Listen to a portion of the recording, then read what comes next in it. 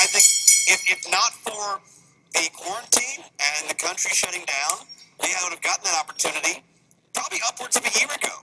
But when you've got scheduling and when you've got constant card changes and event changes and venue changes and everything going on in the world, I don't think that's AAW's fault. And I think Fred YEHI has stayed in this championship conversation the entire time. He's impatient. We're all impatient. But you don't choke the hell out of a guy to try to make up for it.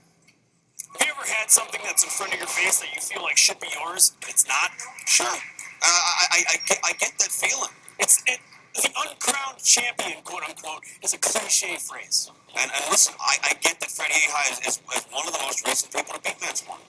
I get that he's beaten, I get that ACH could not beat Fred YEHI. I mean, 20-minute draw.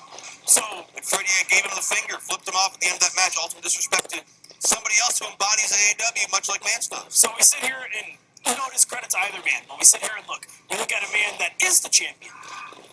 YEHI's beaten him. We look at a man that was the former champion.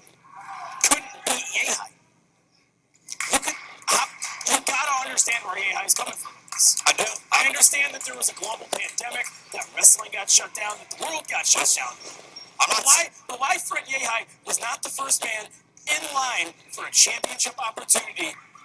I'm not saying that Fred YEHI can't be frustrated, and I know he's done amazing things. He's at the top of his game. He's better than he's ever been. Yes. I mean, his time in the Ring of Honor Pure Tournament, and the fact that, he went toe-to-toe with like Jay Lethal and Jonathan Gresham on Ring of Honor's biggest stage. His defeat over Jake Something a few months ago here in AAW.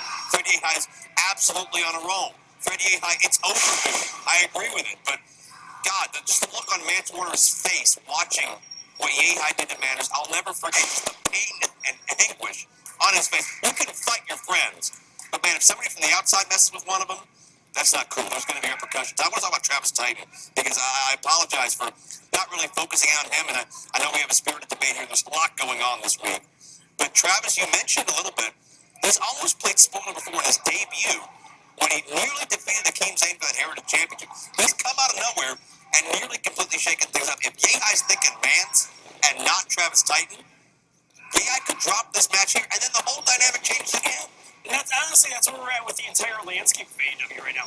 It's all about the changing dynamic, the ever-growing talent roster that we have here. Oklahoma Roll, by Titan, we'll be able to get the two. The ever-growing talent roster that we have here right now. We have so many people that are looking to make, quote-unquote, that name for themselves, looking to be, quote-unquote, the next guy up. Travis Titan, he's been in there with some of the very best. He took Akeem Zayn to the limit. Travis Titan, he has that fisherman's cutter that I've seen him implement once and twice before. This guy has everything that it takes to be the future face of this company. And if you want to talk about a mirror image, straight up power by YEHI and intensity as he drops Titan. YEHI feels that Mance has overlooked him. I spoke to Travis this afternoon, and Travis says that he feels Fred YEHI is overlooking him. YEHI is looking ahead at the championship, and again, I think that's been Travis Titan's biggest weapon here in AAW, because remember when he almost beat Akeem Zayn, Akeem was looking forward to Mance. 1,000%. You got to play down to your competition, you got to play up to your competition. Yeah. And YEHI is such a map master. He's so technical. He gets better every single time we see him. As aggressive as we've seen Fred YEHI, I don't think we've ever seen the aggression out of Fred YEHI that we're going to see moving forward. Yeah, I agree with that. I think it increases by the week. And I mean, honestly, it's not even just being, in his words, being overlooked here in AAW. And I like this move by YEHI, by the way. It looked like the Titan wanted to engage YEHI in a strike exchange. YEHI immediately swooped inside and let takeover, grab a hold, cut that off, because on the mat, YEHI excels. It's not just him saying that he's been overlooked here in AAW. It's him being overlooked in the world of professional wrestling himself. Yeah. Just his words, not mine. Well, he's been in there with the very best. Yeah. He stood toe-to-toe with the best pound-for-pound wrestler in the world, in Jonathan Gresham. And YEHI has all the skill. And I love Gresham's my favorite wrestler to watch in the world. I'll make no bones about that. But success is when continuity meets opportunity. And YEHI has not had the best of either one of those yet.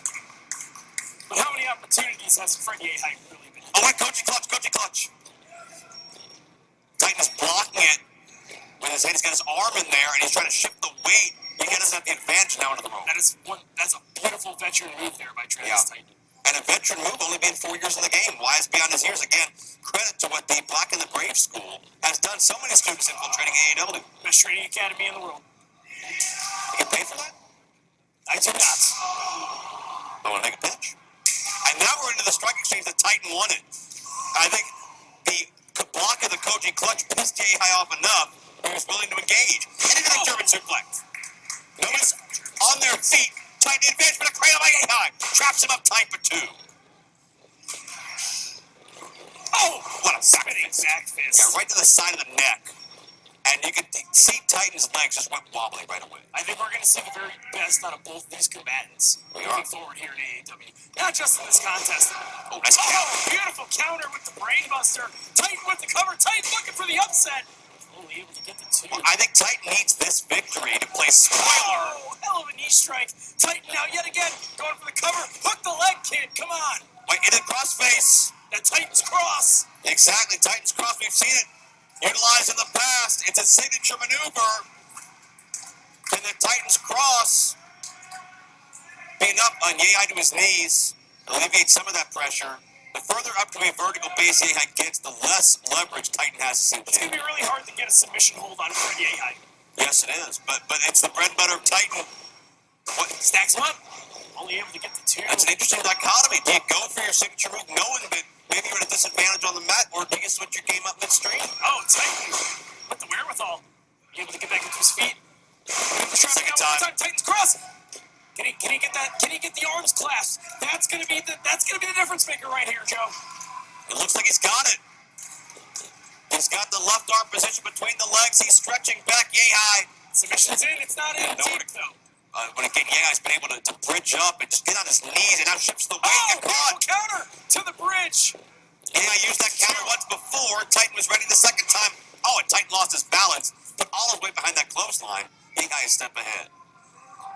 But as I was going to say before that flurry of offense, Titan needs this to play spoiler and prove that YEHI's been overlooking him. YEHI needs this win to maintain all the claims he's been making about being deserving of that championship match with Vance Warner. The uncrowned champion is just that. You give yourself that title. You then have to defend said title over and over and over again. YEHI looking to trip that leg up. Back mount now. Transitions. Oh, looking for that 3/4 Nelson. And YEHI certainly has said he's a big picture guy. And he's looking for that clutch. And again, you can see Titan with a block of that Koji clutch, not letting that leg get grapevine across the head and the neck. Standing side switch and another takedown by Titan. Side headlock into the head scissors. I love this counter wrestling. What an evenly matched contest. Titan is not as known as a ground man as YEHI, but I think he's holding his own.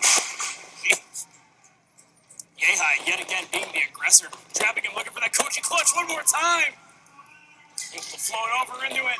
Titan's in a bad way. Titan's in a bad way. Center of the ring. Calling for the bell. Titan, what a hell of a fight.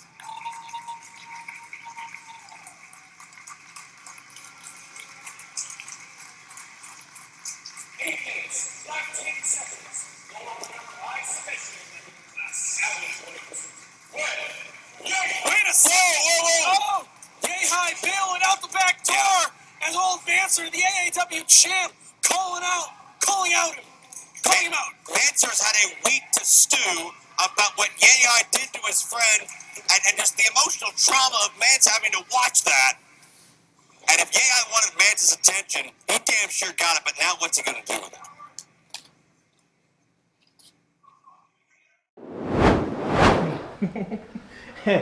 Man, only if Vance Warner had the courage, had the guts that Travis Titan displayed tonight. Even like a week ago, Travis Titan first called, accepted this contest. Vance Warner is taking you quite some time. Unfortunately, however, Travis Titan did succumb to the Koji clutch and her hammer fist at the hands of the, hey, come on, pick it up. We squat here. Vance Warner, if you had not have been a coward, if you had not been a procrastinator, you would not have been in debt to the Savageweight Fred YEHI. And your good buddy Manners would not have fell victim to my savages. Now I expect for you to do the right thing come May 7th 115 Bourbon Street. Savageweight Fred YEHI is going to be there. It's not about a title at this point. Belt or not, I just want your ass. No more procrastination. Come on, y'all, pick it up. Let's go. Let's go. Let's go. Yes, sir.